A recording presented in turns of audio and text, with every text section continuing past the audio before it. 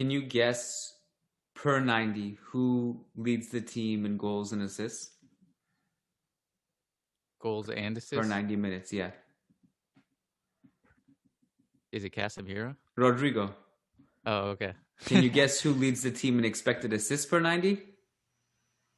It's Rodrygo. Rodrygo. Yeah. Yeah. So I bring that up because I agree. I think like he was on track to give us something here. It was a limited sample size, but I actually think like it's not like the leap that he's going to take for his career, but it's definitely something that he's building upon.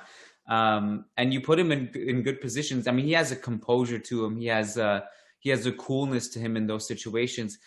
And I think like we compare and contrast him and Vinicius all the time, right? And we love Vinny.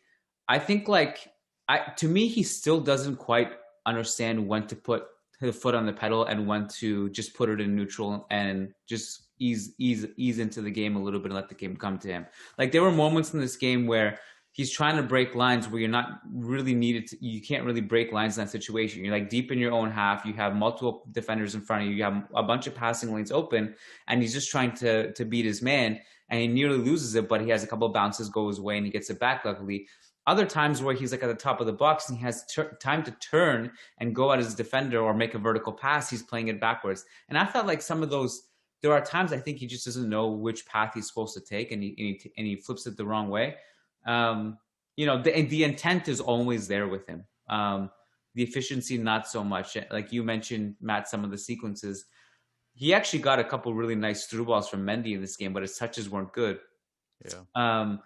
His pressing was good. I thought, again, his intent was good. And I was impressed with some of his challenges and his strength in winning 50-50 balls. But again, some of his controls and touches and dribbling, it was over dribbling into multiple people, just taking a bad touch here and there. And he just needs to polish that part of his game. Whereas like Rodrygo is not so, he's just kind of like lets the game come to him a little bit more, I find, but not in a passive way. So I think the team does miss him in some way. I mean, and you think about like with Hazard's injury, Rodrygo on the left is something that has always made sense for us, right? So if Asensio is playing at a high level, Rodrygo on the left actually has worked in certain situations. Did you have any thoughts on Vinicius' performance, or even just thoughts on Rodrygo? The general discussion in terms of comparing the two, I don't know how you feel about it, but obviously Vinicius was never the finished product in 2018-19, even the better parts of 19-20. But I just feel like this level of lack of control over his dribbling and touches was, he was always erratic, but it wasn't to this extent. Like, I think we've forgotten how good he was as a ball progressor, ball carrier, and dribbler in that 18-19 season. Like, dude was willing the team into the final third and into the penalty box by himself in the worst team we've seen in a very long time. And it was his shot. It was the pass that was not coming off after he beat everyone. And then, 3 or 4 times he would overstep, maybe a heavy touch on the dribble because he tried to take on too many players, and that was there. Nowadays, bar, maybe 3 or 4 performances this season, I just feel like the dribbling isn't even there, right? Like the intent is still there, but the decisiveness isn't, if that makes sense, because when he decides to dribble, he just goes. And it doesn't matter where the defender is positioned. It doesn't matter who's coming to help. He just goes, he doesn't stop. And either he gets by them with his pace, or he loses the ball. And I don't know exactly how to describe it, but I guess that sense of pausa, which Spanish analysts and commentary people use to kind of describe that concept of control when dribbling, I just think is absent with him when he had that. Like, this dude was an extremely good dribbler in terms of being able to convert it into penalty box entries, final third entries. And I just feel like he doesn't stop and show control with dribbling anymore. And he just goes, and it's head down, and he tries a trick, and, it's not, it doesn't have that same kind of flow within kind of the reaction to the defender's, body movements and such. Like, it's one of those things where you only get a sense of that feeling when you watch Vinicius over 15, 16 games. I'm not sure you could go to any one game and there's this super strong evidence of it. It's kind of a buildup of it for me, where I just think I just haven't seen a superb ball carrying dribbling performance from him, you know, since like, you know, a season ago that like just made me sit back and I was like, Jesus Christ, if this dude can finish, like he goes from a minimal impact player to like one of the best in the league. And now I feel like I've gone back and I'm like, now I just want his dribbling, you know, to come off and for him to show a sense of control in those positions. And that's frustrating for me. And I got to be honest, I don't know why. Like, I can't pretend to be in his head. I can't pretend to be in the training sessions. Confidence maybe stands out to me, but that's a tricky thing because his intent is still there. So is it his personality means he'll always go for it, but he no longer has confidence he can execute? I don't know. It's just that this is like kind of what I've observed over like many games, and I just don't have faith he's going to beat his man, you know, anymore. And I'm more surprised when he does, which sounds weird as hell maybe to you guys, but I just didn't feel that way.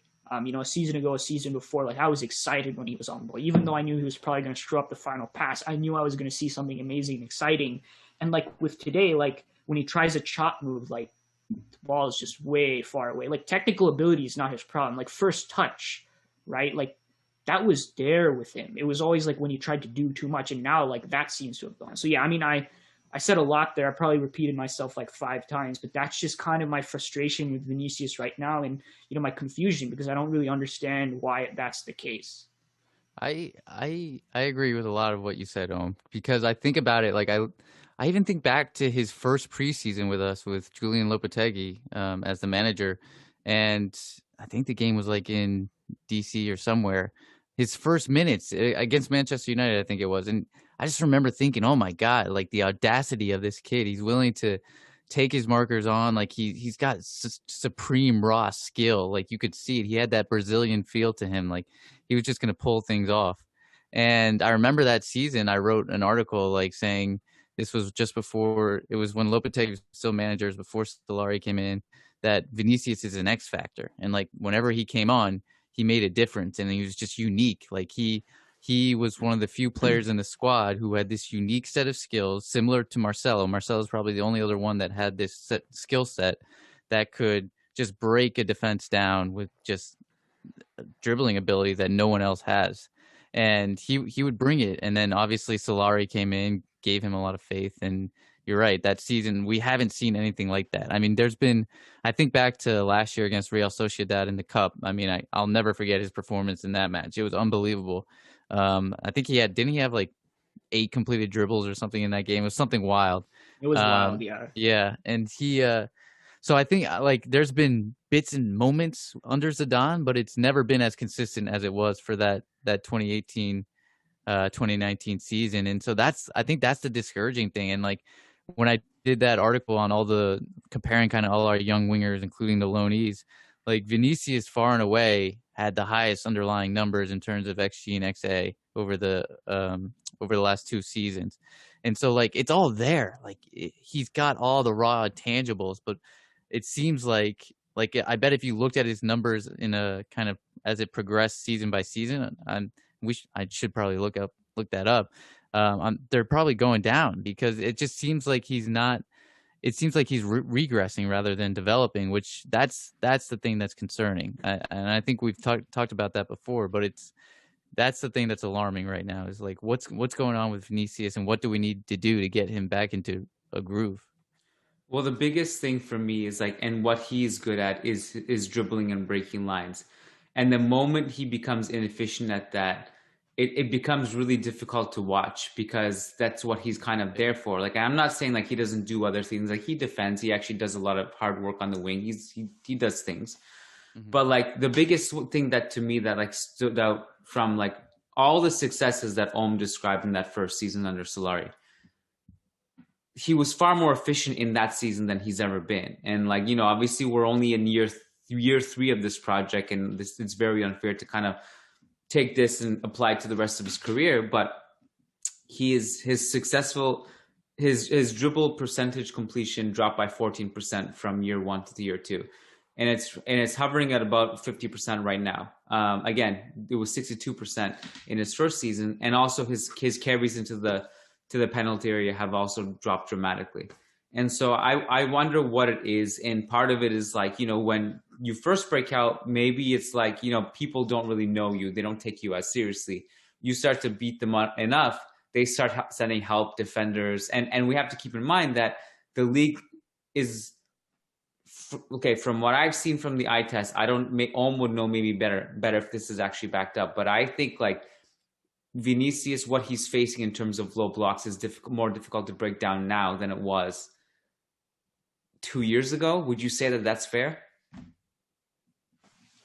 It might be. I think last season was a huge season in terms of like looking at La Liga changing. I think it's been a gradual thing with La Liga. I think it's been happening since 17-18, but like the 1920 season was when Jose wrote that piece, and I think that's kind of when every kind of team locked in to that. Like obviously Vinicius thrives in space. If we think about some of his best games, the 18-19 season was Barcelona, and it was actually versus Ajax, where like in that first leg especially, that dude was the reason we stole the result in the first leg, right? Like we were completely outplayed, actually more outplayed than we were in the second leg. And obviously Vinicius thrives more in those situations. That could be a factor. I think, I'm not sure to the extent, but I think you're onto something when you think about La Liga being even more conservative now and last season than before. And I just think it's become a compounding thing over time. Maybe not drastically, but I think it is a thing. So that may be part of it, but I don't know if that's all of it. I don't know if that explains all of it. I think some of it is down to Vinicius' own regression. And it's difficult. It's always super hard to extricate all these variables and try to like pin down on what's causation, like what is the causation of what's happening here. And we can never be sure. This isn't a science experiment, right? Like we can't isolate all the variables and test it, so it is a guessing game. But I do think that some of it is down to Vinicius's own regression, just based on what I can see. But it is important, I think, to also take other factors into consideration, right? Nothing happens in isolation. Possibly the fact that La Liga keeps getting more defensive, they keep dropping into lower and lower deep blocks, you know, it could be having some of an impact. Though in today's game, which we haven't really gotten into the game yet, but like weirdly enough, via the lead, they did defend in a deep block, but there were plenty of moments where there was space, and I don't think Vinicius used that efficiently either.